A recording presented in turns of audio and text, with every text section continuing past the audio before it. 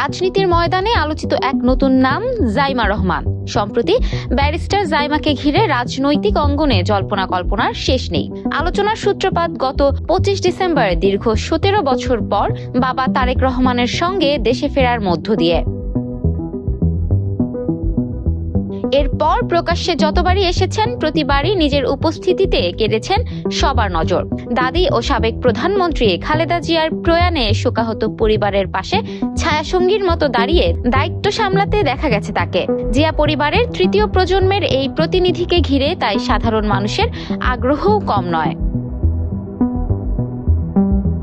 দেশের রাজনৈতিক পট পরিবর্তনের পর বাবার ঘনিষ্ঠ সঙ্গী হিসেবে জাইমাকে দেখা যাওয়ায় রাজনীতিতে তার সক্রিয় হওয়ার গুঞ্জন আরও জোরালো হয়। প্রশ্ন উঠছে, খালেদা জিয়ার প্রতিচ্ছবি হয়ে কি রাজনীতিতে আসছেন Zaima Rahman?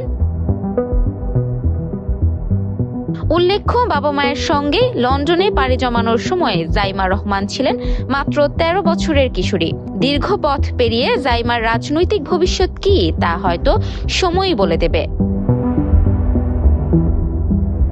Desk report, campus Times.